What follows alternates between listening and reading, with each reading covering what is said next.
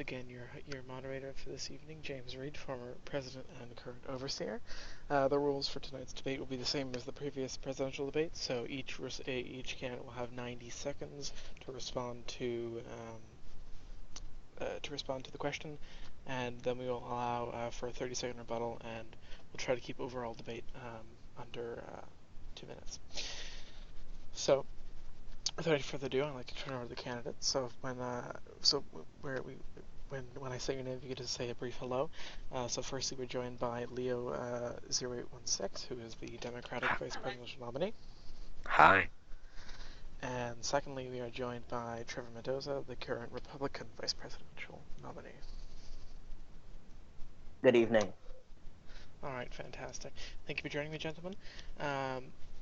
So I've spoken a little bit about rules of the debate beforehand, so we're all set. No questions? All right, fantastic. So with that, we will now start with opening statements. First to give their opening statement will be Leo. You have 2 minutes. You don't have to use the whole time, of course. Let me know when you're done, and I'll cut you off if you take too long. So if I can, there we go. Your 2 minutes starts now. Good evening. Thank you all for tuning to this debate. Thank you, Mr. Moderator, for taking time out of your day to host this wonderful event. Now, this country is at a crossroads. Do we elect a president and vice president who cause congressional gridlock and refuse to work with other parties? Or do we elect a president and vice president who will work with Congress, fix our military, and effectively change our immigration? Let us not forget that we have 181 immigrants waiting to be vetted. Webby and I are a duo that will bring the results to our nation. We believe that every American deserves a fair chance. One of our beliefs being that a person with a new face can go very far in our group with the proper training and education. Keep these points in mind as you listen in. Thank you. All right, thank you very much. And secondly today will be Trevor Mendoza. You have 2 minutes for your opening statement. Go ahead. Alrighty, thank you so much, James. First off, it is a pleasure to be with both you and the Vice President. Words can express my level of gratitude for you keeping such a high regard for democracy and electoral transparency. Going forward, and I always use that because this country, no matter which direction we choose, we always have to continue moving forward. Going forward, it's important that not only we keep experience at the helm of our next leader, but keeping judgment at the helm of the next administration. Throughout the work that I've done in Congress, both Sal and I, we have records that you can actually point to and that you can actually touch. My opponents are the exact opposite. Sal and I have a wide range of different skill sets. Sal specializes in legislative affairs. Myself, I specialize in judicial affairs. And one of the things that's most broken right now in our society is our executive's ability to communicate effectively with Congress and our judicial branch and their responsibility to expedite court cases in a fair and just manner. Whenever you compare the records of Sal and Webby or myself and the vice president, you would come to discover that one is experienced and one has actually made consequential decisions that have further advanced the quality of life for all Americans. And then you look at the other side, which breeds nepotism, which breeds undeservingness, if that's a word, excuse me. But if you're looking in this election for a leader who's made decisions, a leader who has led fights in Congress in a bipartisan fashion, then it's no guess that you would support our side of the argument. We're not, proposing your typical ideas. We're saying that if we reduce regulation, if we cut the size of government, and if we increase the size of opportunity, then you can come to see a new America, a freer, safer, and stronger America where opportunity is abundant for all, not just a few at the top, and not just the Democrats who hold the government hostage. We're looking for a leader with a record, a leader who has made consequential decisions, and ultimately we're asking to be that choice on tonight. Thank you all so much.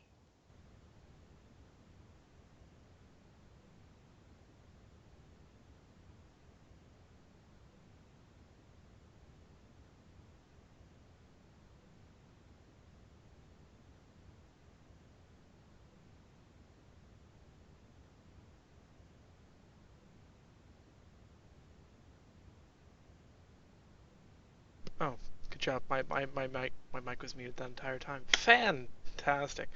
All right. So thank you, gentlemen, for those opening statements. Um, we'll move on to our first question. Sorry, I'm just. Anyway, so the first question for this evening is: the Vice President, being the President of the Senate, does have to will end up having to preside over several sessions, which requires you being objective and being able to work with both parties, of course. So my question is to you: how do you work with both parties, not just the one you're with, and how will you ensure there is not congressional gridlock? First answer will be not Sal, sorry, Trevor. You have 90 seconds. Go ahead. All right, thank you again, Mr. Moderator, for the question. Uh, in order to begin improving the relations between Congress and the executive, it's important that you've done that before. Members of the Senate, whenever I served in the Senate, something that I was oftentimes fed up with were the orators and not enough leaders in Congress or in the Senate as a whole. The vice president's duty is one of the most important, as you stated, is to preside over Senate sessions, and it's something that I've done in my term as a senator. That's something that my opponent just got used to doing. In order to fix the gridlock in Congress, it takes it takes a value, a core value for patriotism to dissolve the amount of partisanship. Sal and I have an extensive legislative record of being able to move legislation effectively through Congress. Whenever I serve, and still serve as a congressman from the great state of Delaware, a lot of my discussions were held with members of the DPP, Senate leadership, being able to pass legislation through both chambers. So, despite the House being controlled majority by Republicans and the Senate by Democratic progressive parties, we were able to work together and pass legislation. Some of the most notable legislation that I've authored was the 3-day rule, which basically states that the accused, has the opportunity to communicate, their choice of whether they want a jury or a bench trial. That's something that's going to further help prosecutors being able to do their job. Another thing that I've introduced in the Senate that has not in the Senate, but in the House, that has passed the Senate and received the presidential signature is I'm afraid I'll have to ask reduced you to finish ban. up. You've just run out of All time. right. Well, I'll finish with this. In order to resolve the issue with gridlock between the executive and the Congress, it's important that not only that you've done it before, but that you're willing to do it again. It's something that you have to show that you've done before. Sal and I walk All in with right, all amount right. of a ton of amount. That's enough. Thank Goodness you. gracious, I couldn't finish that sentence to save my life, but thank you. That was a very long sentence. Leo, would you like to have your 30-second rebuttal now or after you finish speaking? I'll finish my statement. All right. Okay. Do you need the question restated? Yes, please. All right. So, as the vice president, you will be presiding over several sessions in the Senate, which means that you will have to work with both sides of the party or both sides of the aisle, not just your own. So, how do you pledge to stay objective, work with both sides of the aisle, and how do you prevent congressional gridlock? You have 90 seconds. Go ahead. Great. All right, thank you. So one of the aspects of our platform is to decrease congressional gridlock. And me personally, I am very charismatic. I can work with anyone as long as they're willing to work with me. Even if they aren't willing to work with me, I can try my best to try and get my point across without being friends. I am focused on business, not friendships. Recently, I talked with Senator Mark McKinnon, who was a Republican, about several bills on the agenda on that day. We had a very productive conversation, and I changed some of his votes, made him reconsider, and that bill eventually passed. And I know that people may say that I wouldn't be able to preside over the Senate because I have no Senate experience per se. Last weekend, I presided over my first Senate session, and I received great reviews from the fellow senators, most of whom were Republicans. And I feel that as vice president, I can continue to do that and get these bills passed across the Senate. Thank you. All right, thanks so much. Trevor, do you have a rebuttal? Yes, I do. All right, 30 seconds. Go ahead. Leo just mentioned a very fine point. He said last time was his first time presiding over a session, and that's what the amount of attention is caused. We have a lot of inexperienced leaders going into the executive promising to fix things, and they have no intention of actually fixing them.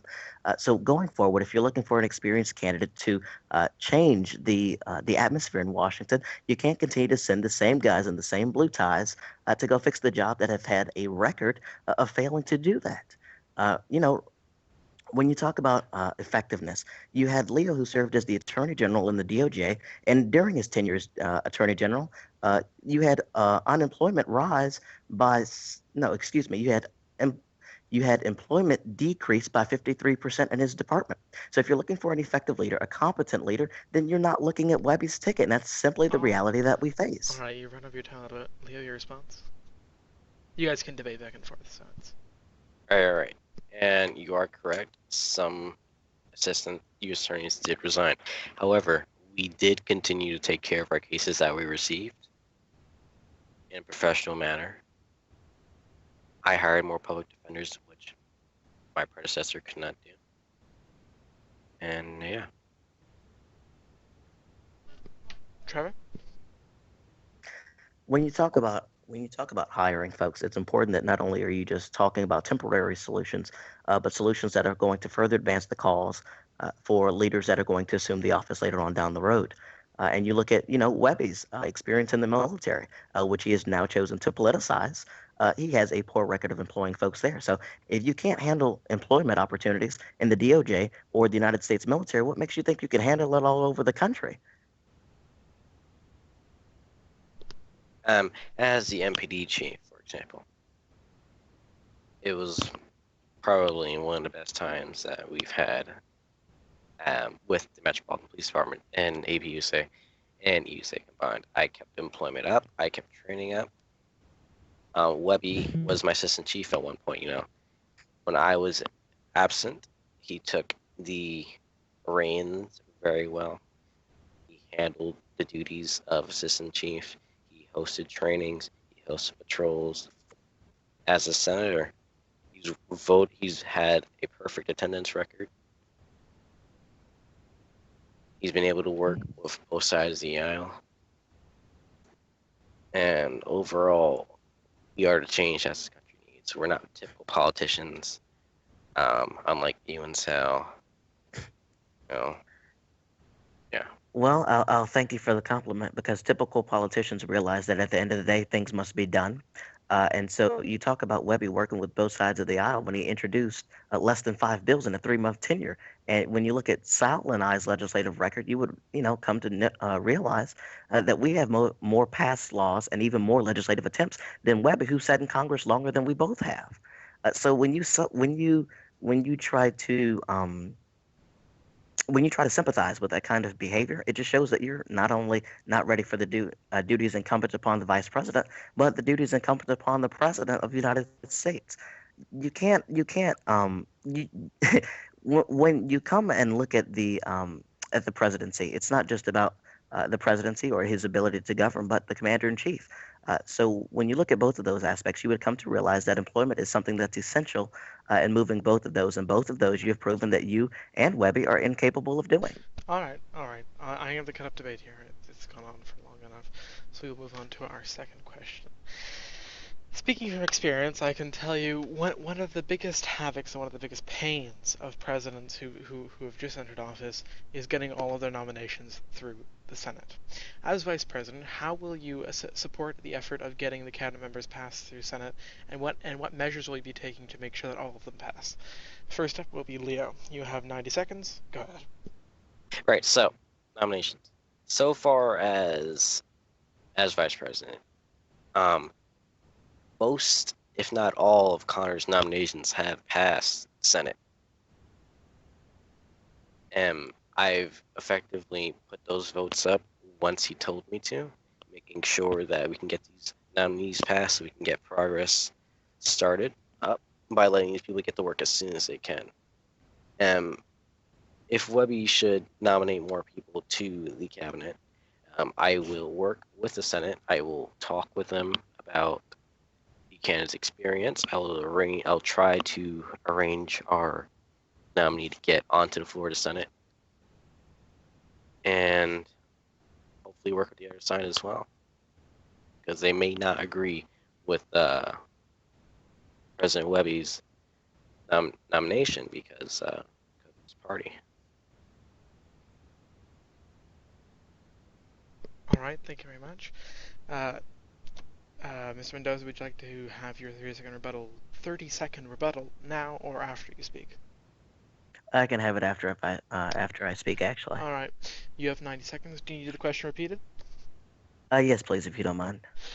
So, speaking from experience, I can tell you one of the biggest pains of any president when they just entered office is getting all of their cabinet passed through Senate. As vice president, how will you assist in this effort in making sure that all of the cabinet is passed Senate? Like their nominations are passed through Senate. Sorry to clarify there. Yeah. You good? Yeah, I'm All fine. right. You have 90 seconds. Go ahead. All right, thank you so much. So the vice president, Leo, spoke at brief about his ability to have nominations voted on. Well, I don't know if Leo just woke up yesterday, but that's the duties of the vice president of the United States. And furthermore, in order to get nominations passed, you have to make sure that who it is that you're submitting is a qualified candidate. And on the Democratic side, and for the past few months, you've had presidents that have submitted candidates that either haven't been a citizen for more than 20 days, or you have nominees who just aren't qualified. So, in order to move nominees through the Senate, not only do you have to make sure that they're qualified, but you have to communicate with congressional leadership before you appoint them. The only reason that President Green's nominations got in through successfully is because Connor Green, like a leader, a Republican leader, if I may add, sat down with members of Congress, trying to see excuse me, what leader would be best for which job. And under this Republican president, we've been able to fill the Supreme Court in less than 2 weeks, something that the Democrats struggled to do over the course of months. So when you look at the paths that both parties are traveling under, down, excuse me, you would come to find that you do not want to be on the Democrats' trail. You all have for far too long promised things that simply aren't that you all aren't able to implement. So whenever we're passing nominations, it's important that we submit qualified candidates. It's important that we communicate to Congress, and not just whenever we want things done, but for the sake of the union. And furthermore, like I said, and I'm just going to lay it out here before I go on repeating myself. You have to make sure that the nominee is qualified. You communicate with congressional leadership, and you make sure that the candidate is well vetted and has been a long-term committed citizen of these United States before nominating them. And you have to put merit before friendship, and that's something that the Democrats have been unwilling to do for a matter of years now, quite frankly. All right, can All I right. respond, sir? Yeah, you have a 30-second rebuttal. Go ahead. All right, so I see now you're bashing on the Democrats, but let me just say that several Republicans have endorsed our candidacy, including a Republican President, Connor M. Green, a Republican Speaker, Grant L. Osborne, a Republican House Majority Leader, Matthew Charleston, and a Republican Attorney General, Philip Kasich. Okay. Well, I'm glad you brought that up, Mr. Vice President, because if we look at the record of all of those gentlemen, you would see that in their first terms of Congress, they were all Democrats.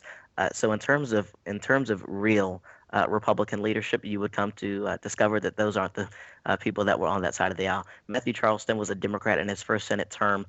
Grant Osborne was a member of the Democratic Progressive Party before it became cool to be a Republican. And Connor M. Green was the same. So with respect to President Green's legacy, I understand he's been an effective president, but he would have not gotten there had it not been for the Republican strides that we put forward in guiding the country smoothly through the Democrat-controlled mess that Joseph Hamilton and Erwin Seagold brought on board. I'm sorry, but you used to be a part of that quote-unquote mess because you used to be the chairman of the Democratic Party yourself And as while in the chairman of Congress. the Okay, well, I appreciate you bringing that up, actually. Um, whenever I was the DNC chairman, and I've already told anyone this, when you come to learn more about certain issues or certain topics that are up for discussion, you tend to change your set of beliefs in accordance with those issues. call me flip-flop if you want to. I'd call it a human being able to modify your values to, well, first off, I've always been an independent.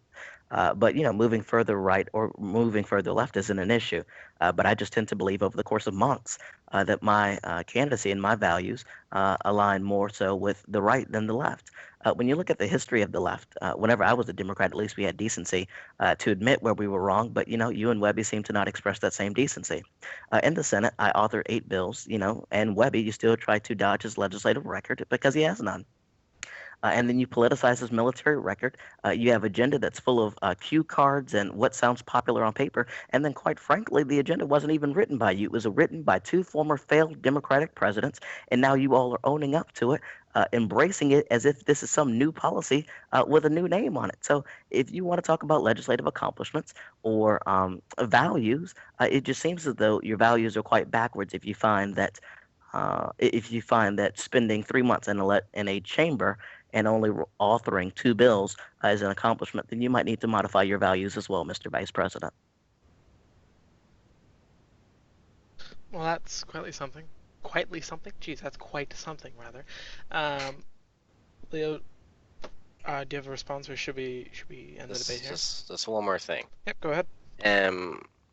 I did not get to capture this moment in a picture or in video or anything, but there was a moment in a group chat or some sort where I questioned Mr. Mendoza's switch from Democrat to Republican, and he said something along the lines of, "It wouldn't be smart to stay with a dead party." So would that mean that you're just switching parties for your own personal gain and not sticking what you believe in? Personal gain, right? Personal gain is personal gain. Okay. Well, first I will address it head on. Whenever we spoke previously, I told you that the political climate that we were in did not welcome people of the right ideology or those that were undecided Democrats. So it would have made sense that I would have went along with the flow because in order to get things done, sometimes you have to do things that you don't want to do, and that was one of them. But ultimately, I got things done. Your candidate has yet to author a single piece of legislation by himself that has become law in a bipartisan fashion that helps to reform anything. And so you go on talking about my switch between parties or beliefs or however it is you want to name it. But ultimately, that's not the job of the vice president. We're going forward to talk about issues, how to solve immigration, how to employ the folks that the Democratic Party continues to unemploy, things that are going to grow our economy, things that, in order to reduce the size of government, to promote the size of opportunity. So if you'd like to talk about my set of beliefs in terms of party orientation, we can do that.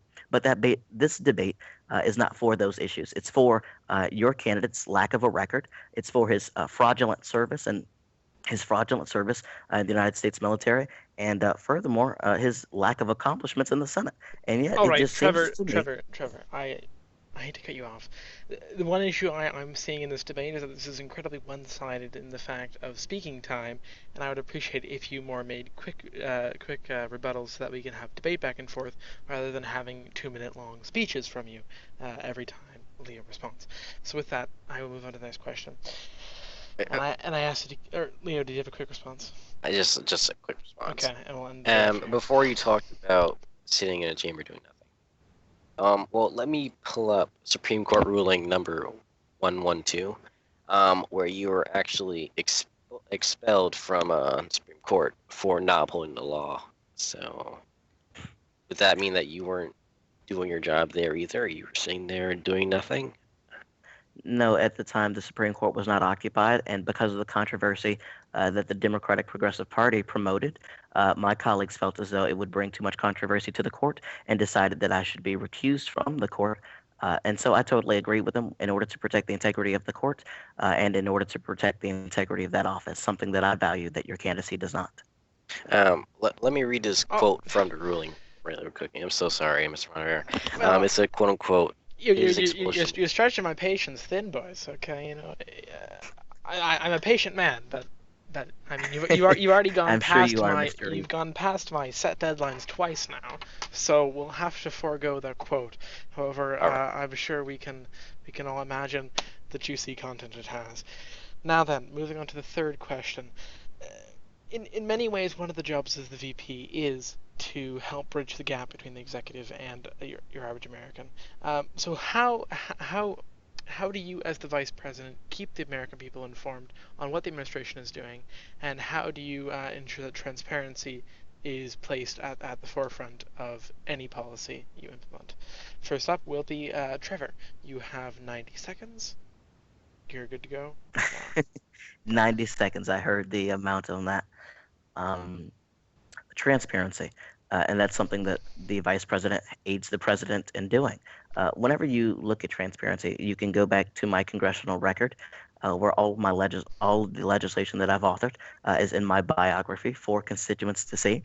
You can go to my Twitter account where you can find every game that I'm playing, or which voter that I'm meeting maybe that day. I mean, just yesterday I had the opportunity of grabbing ice cream with a constituent. So in terms of transparency, Sal and I have always been transparent. We're the only two candidates on the stage tonight that have offered up our legislative records. And furthermore, we're the only candidates that have um, a clear and concise plan to deal with immigration. So our campaign has been about transparency. The moves that we make have been of the most transparent, and then our legislative records and um, everything that we've been doing in Congress is all for public display as well. So, in order to preach transparency, it's important that you've walked through it before, and that's something that Webby and Leo have both not done as backbench officers in the Metropolitan Police Department. Good God, you finished 15 seconds early. All right, Leo, would you like a 30-second rebuttal now or after you're done speaking? After, could you repeat the question, please? Certainly. So, what was one of the many jobs of the vice president is to help bridge the gap between the executive branch and your average American citizen. So, how do you, as vice president, support transparency? Communicate with the American people and make sure that communication and transparency are placed at the forefront of any policy that you implement. If that makes sense. Right, okay. All right. So You have 90 seconds. Go ahead. Yeah, okay. So during my many terms serving in White House staff as the MPD chief and recently as Attorney General, I have always advocated for a press secretary that does press conferences every week. And as vice president, I will talk to hopefully President Webby about hiring a press secretary that actually does that, make sure that the American people knows what's happening in the White House. And also, Webby and I are very active at DC, unlike Mr. Sal, Mr. Mendoza. We've been there for almost an hour every day. DC is where we work, where we do our talking, our meetings. We use DC as a common hub for everything. And if the president and the vice president are at DC, then that will bring more people to DC, which will improve our overall activity in the group, and will make hopefully allow foreign nations to look on us in a good way, saying, "Hey, that place is active. Maybe they have an active military. Maybe they have an active police force that can maybe help us in any conflicts." You know. Maybe that USA should be counted as the official USA of our community. And I'd like to say, adding on to what I said before, Leo, yeah, I'm gonna have to cut you off. You brought up the okay. time limit. I understand. I asked Trevor to speak a little less time. That doesn't mean you have to switch places. I know you want to compensate, but it's quite all right. With that though, if my tongue can work, Trevor, you have a 30-second rebuttal if you'd like to use it. Go ahead. Would you mind reposing the question to me? Oh my goodness. Yes, sure. I greatly appreciate it, Matt. As vice president, one of your many jobs is to help bridge the gap between God, my brain stopped working. Bridge the gap between the executive and the American people. So, as vice president, how do you place communication and transparency at the forefront of any policy you implement? And how do you sort of ensure If the I'm right, American I people believe I've already answered that when I'm probably just doing a rebuttal here. Yes, you're doing a rebuttal to what Leo just Gotcha. said. So, Mr. Leo and Mr. Leo and Mr. Excuse me, I keep on forgetting their names. Mr. Leo and Webby want to criticize my Mr. Sal and I's activity at DC, and they claim that they work there, yet their records simply don't reflect it. Sal and I are in DC as much as our time allows us to be, but ultimately the work that we're putting in, oftentimes most of it is not done in DC. It's done in Skype calls, passing legislation. It's done at my office. Speaking with constituents. In order to show that you work, and that's something that you can actually go on my Twitter and see. Me meeting with constituencies. Meeting with constituents, excuse me, And cut. You in have my 30 office. seconds. Okay, you're done. Shush. I Leo, said it. your I got you. response. Oh, I'm Leo? sorry. Yeah. Or as I'd like to say that Mr. Mendoza dodged this whole thing. D Being at DC, being active, one of our main concerns in this group is that our capital is not active at all, and we need leaders to be at DC, attracting activity, which should in turn makes our law enforcement active, makes our government active, makes our citizens active. Well, ultimately, what we need our leaders to do is to focus on the issues. I understand that you and Webby like to go in DC and catch a few photo ops because you guys are looking down on a few polls that I've looked at. But the work that Sal and I are doing, as I said earlier, are done in Skype calls or done in my office or so on and so forth. We've been in DC as much as we can, but ultimately we understand that most of the work to govern our nation is done outside of DC. And the fact that you all are using your appearances as DC as some form of activity or some form of progress, you simply have the wrong definition. All right. I think we're good there. I just wanted to know at this point. Apparently, I actually said the Prime Minister when I was referring to the Vice President. I have the UK election on my mind, so it just slipped of a tongue there. We're sure you're. Pardon? I said I'm sure you're busy. Oh yeah, well, it's hectic. In any case, that's not what we're here to talk about. So, my last question for you, if I can find my notes here, because my notepad just crashed. Fantastic. Um, uh, yes. So my last question for you here is, in many times presidents can make rash decisions, and there can be and this can cause things like fights inside the cabinet and whatnot. So how do you, as the vice president in such situations, how would you take charge and help solve issues such as conflicts inside the cabinet, and infighting and people not working together? How would you address that sort of issue? Um, First for this will be Leo. You have 90 seconds. Go ahead. Right. So, in the MPD, for example, you don't know how common it is, how officers fight over not being in the correct jurisdiction, getting in fights with Secret Service, being a buffoon on duty. So, they've had these arguments in the MPD chat when I was chief all the time. And what I do, say, hey guys, what's the matter? I'd get them together in a private chat, hear both their sides out, and hopefully get a solution as fast as we can so they can get back to work. Well, sorry.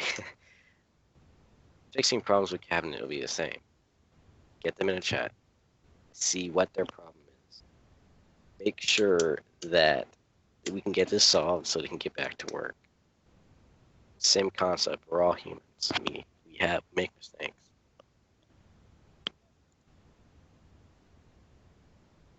All right, are you finished? Thank you.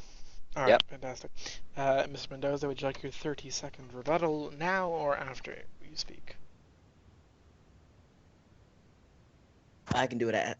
Excuse me. I can do it afterwards. All right, fantastic. You have 90 seconds. Do you need the question repeated? That'd be fine, actually. I just need to listen more. No, I'm kidding. So the question is, in many cases, presidents can take rash decisions, or there can be things like fights inside the cabinet, or just generally people not working together and there being no clear solution to that problem. So as vice president, how do you take charge? How do you resolve that situation, and how do you work to prevent conflicts from tearing apart administrations, or preventing it from being effective? You have 90 seconds. Go ahead. Okay. Well, as the Attorney General under the, I want to say it was the O'Neill administration, if I'm correct, or the one following, I was, constantly speaking with the United States Attorney, constantly speaking with the FBI director and the CIA director for investigations that we had pending. Um, Whenever I worked in Congress, being able to work out who the chamber head would be, our leadership roles, so on and so forth. So ultimately, I feel as though congressional leadership is a lot like the cabinet, having to assign certain people to certain positions. And whenever you're trying to resolve infighting, you have to have experience in doing that. And so Leo has had infighting in the MPD with where to lay cones, and I've had infighting in Congress on who we're going to elect speaker, what legislation we're going to author, and which legislation we're going to pass. Um, so in terms of again, I seem to repeat, I seem to continue repeating myself here. But in order to effectively lead in the absence or in the inability of the president, then that's something that you definitely have to do. Having those leadership development skills, rather learned in Congress or rather learned in the courtroom, in order to make sure that everyone is on the same page and being able to communicate effectively all of the information that needs to be communicated. Sal and I have continued to work with members of Congress of different parties, despite unpopular decisions. And so we have a little bit more experience in this field than the ones running on the Democrats' ticket, to say the least. You actually finished at exactly a minute 30, so effectiveness. Well, I started practicing. Well, I must say, it only took the debate to get used to it. Anyway, uh, with that, Leo, you have your 30-second rebuttal. Go ahead. He talked about his leadership abilities, but his own caucus in the House voted against him for Speaker. Is that correct, or am I just speaking out of my behind? Running for an office and leading an elected body are two different things, Mr. Leo. I'd actually familiarize yourself with one of them. Um, Leo, do you have a That response? didn't answer my question, sir. You're referring to party unity, not leadership, actually. So the discussion was about leadership, and here you are using your reoccurring tendencies of getting off topic and focusing on things that don't need to be focused on, or rather, things that don't require as much focus, to say the least. I won't rebut, Mr. Moderator. Pardon, you will or you won't? Actually, no. You're the chairman of Alright. the Republican Party. If you can't get your own caucus to get behind you, how can you expect the American people to get behind you? Well, Leo, what you're referring to is the oligarch system. The way that Republicans work, we work in a democratic sense. If you don't get the job, then you don't get the job. But ultimately, I'm not going to throw a pity fit, and I'm not going to act like the dictator because I'm the chairman of the party. That's simply not it's not leadership. If I don't win, then of course, I'm going to remain an effective member of Congress as I've done. Grant and I have continued on multiple occasions to discuss legislation that's going to move the country forward. And when you talk about me not winning the speaker's office, I mean, hey, I've won it before, so I promise you, my feelings weren't too hurt. Alright, with that, I will end the debate here. Um, and now we will have 1 minute closing statements from each contender. So we will begin with Mendoza. You have 1 minute. Go ahead. Alrighty, well, it has definitely been a fast but substantive debate, at least on my side of the phone. Ultimately, when going forward, judgment is essential, and service to our country is essential as well. Sal and I have both committed ourselves to repairing our Congress, repairing the legislative executive relations, repairing our Justice Department by ensuring that we promote, judicial impartiality and making sure that we remain transparent in the process of all of that work. We're asking that you take a what do they call it? Take a bid, I guess, or take a shot at us rather, and look at our policies that we've laid out. Look at our views on immigration, our views on unemployment, so on and so forth. We've had so much Democrat nonsense, so many orators and blue ties that have come and tell us that, hey, we're here to fix the issues. And ultimately, they walk out of office and they don't end up fixing those issues. In fact, it gets worse for the next Democratic president. All right, Going that's forward, one it's minute. important that we have fresh vision. And I was Cut. ending it there, Matt, actually. Well, I'm Can I cutting end you it off there? anyway. Yeah, that is where Can you I end it hang up. there? Yeah. Okay, then. Well, I'm asking for everyone's vote. Thank you so much. All right, fantastic. And Leo, you have 1 minute to All give your right. closing statement. Go Um. ahead. All right. This thing here. I'm going to make it very simple. Webby and I are most stable ticket who can work Congress and make sure that we can get stuff done. You're a ticket that will provide results to America. So, my fellow Americans, I ask for your vote come election day, and I hope you choose the right people to lead our country to success. Thank you, and good night.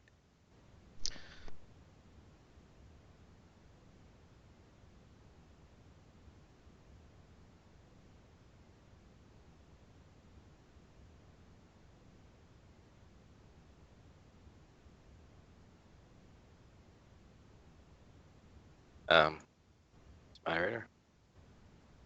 Once again, my microphone is muted. I was just speaking. Good times. So I'd like to thank these two gentlemen for participating in tonight's debate. I'd like to thank everyone at home for watching. It's a great chance to learn a lot more about the candidates and what their policies are presenting. Stick around, we'll be doing a post-debate momentarily. And with that, I thank you gentlemen for joining me, and I wish you the best of luck. Thank you very much.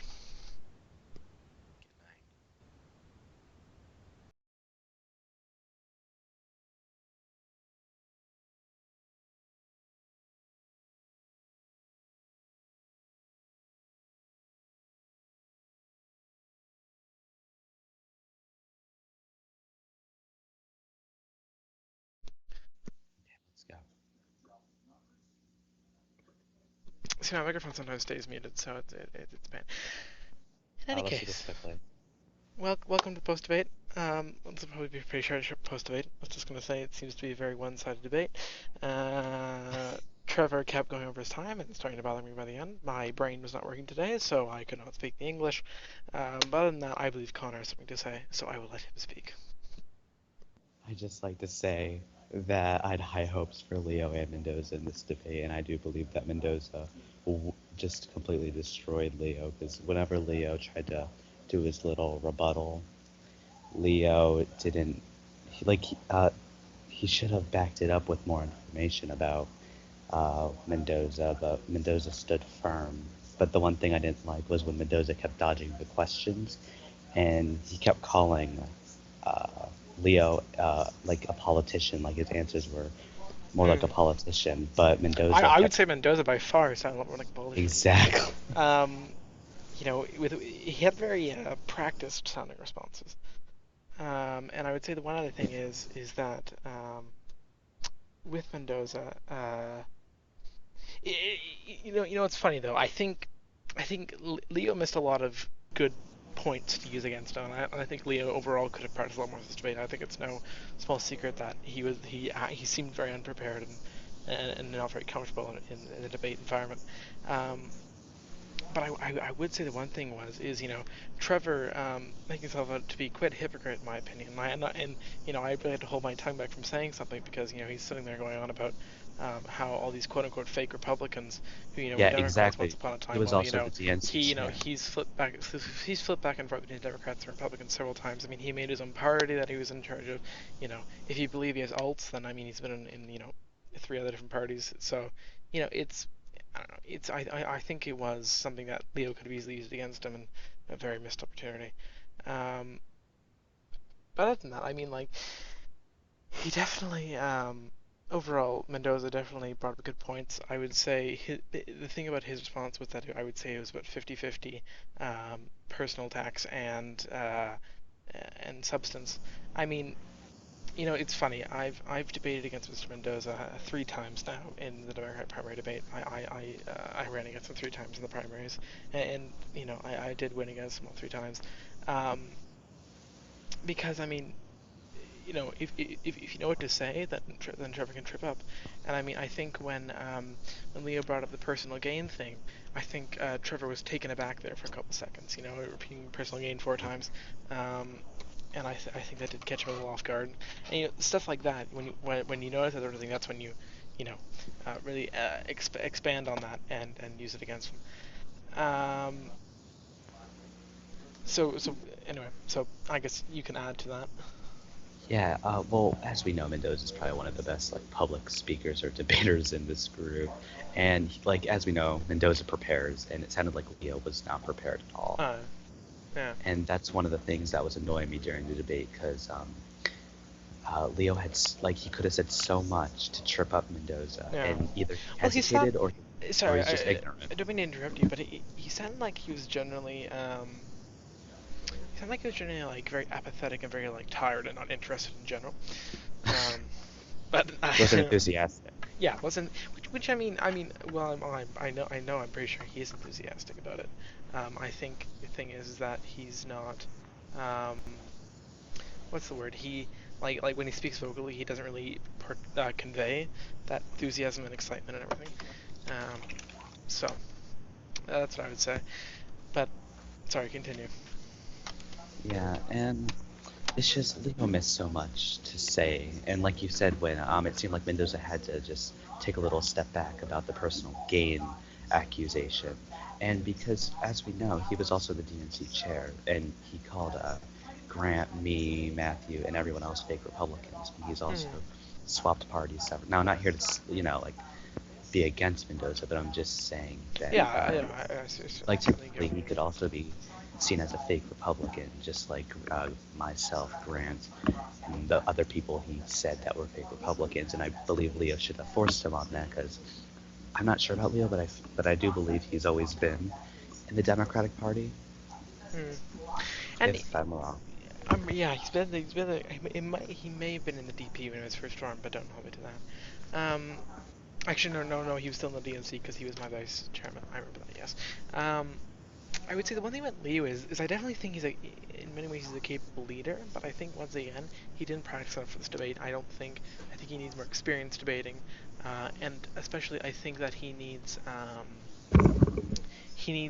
to get more used to conveying his ideas across and expanding on them, versus Trevor needs to get used to staying concise when he's explaining instead of going on 101 tangents off his main point, because then suddenly the point he's trying to make becomes very confusing because it's like, well, this is the answer, and suddenly you're gone way off into something else that's totally unrelated, and then you get confused, right? Once again, of course, that's just the way I see things, and I'm sure everyone else has different ways of looking at it, but I'm open to hearing what your interpretation of it was. Well, I just like to say one thing. I do believe that, I mean, in just my opinion, because I've seen Mendoza debate a lot, and I don't believe that, I mean, he put in a good effort, but I don't believe that Mendoza really fought his best. Well, no, like not in that way, but like he didn't take Leo that seriously, like Biden and Yeah. like because like when he was laughing, it was just pretty hysterical that that Mendoza was just laughing it off. And even if he was nervous or not, I don't think Mendoza really took Leo as a serious candidate because Leo was really hesitant or he just didn't sound prepared when Mendoza knows everything. That's just my interpretation on Leo and Yeah. Mendoza. Yeah. That's a good point. Yeah. So I suppose to just conclude the post debate then. Overall, I think we both agree that Trevor did well, probably quote unquote won the debate. I still think there's plenty he can improve on. I certainly think he needs to work a lot more on seeming like a normal person. Some of the vocabulary words, some of the vocabulary he uses, some of the way he speaks just doesn't scream. I'm a normal person who's relatable. You know what I mean? He's much more. He even sort of said it during the debate about how Leo's not a normal politician. He was, and I don't know. I suppose that does speak to a certain extent of. May I say one thing about something? Yeah, sure. Go ahead. Regarding when Leo said about the DC activity thing, and Mendoza said, "Oh, we're working on Skype calls," I do believe Leo made up a fair point. Well, Like, I think Trevor really slipped up there when he said, just because you're saying you're DC doesn't mean you're active. Well, yeah, that's kind of the whole idea. exactly. And then Mendoza said like that political answer, like, "Oh, I don't believe we should be talking about this. I think we should be talking about the real issues." Right, Well, and there that was a real issue about and that. that's when he obviously, he Yep. doesn't have a prepared answer for that, so you pivot there. And it's a legitimate thing to bring up, and I believe Leo should have pushed him on it more because, Exactly. I mean, there was plenty of moments like that where Leo could have pushed him, but he just didn't. Um, so, exactly. anything else to add, though? I suppose before we finish up the post debate. Just overall, Mendoza definitely took it by storm. It's just Leo. I mean, Leo was prepared. I just feel as if he should have been a little more aggressive and more, like, had better notes if he had some, or just we all know Mendoza's one of the best debaters, but I do believe Leo should have prepared because he knows Mendoza's debating abilities, and Right. yeah, that's about it. I mean, Yeah. hopefully the next presidential is a bit better than the last. Yep. Just gonna say that about Sal and Webby. Hopefully they both Prepare a little bit more, yeah. And exactly. hopefully they're both watching tonight's debate and learning a bit from it. So, all right. Well, thank you so much for joining me for the post debate, as per usual. Thank you for having me. Always a pleasure to have you. Thank you, Your And Majesty. yeah, I'm sure. I'm sure we'll speak again probably after the next presidential debate. Oh yes. Where I'll hopefully not refer to the president as the prime minister. Oh no, I've been, busy with the UK election, so it's been on my mind. Read for Prime Minister, Green for Commons, whatever it's called. House member of Parliament. Yep. Anyway, so once again, thank you for everyone who's watching. Thank you for everyone who sat through the entire debate, who listened to me ramble on right now, and listened to me fail to speak the English language in the debate. I've had a busy day, so my tongue wasn't working, but it happens to everyone. So once again, I thank you all very much. We'll see you again on the presidential debate, which is on Wednesday, the 21st. That would be at 7:30 or 8, so it'll be somewhere around there, Eastern, of course. And with that, I wish you all a good day, a good night, and I will see you then. Thank you very much. Good night, everyone.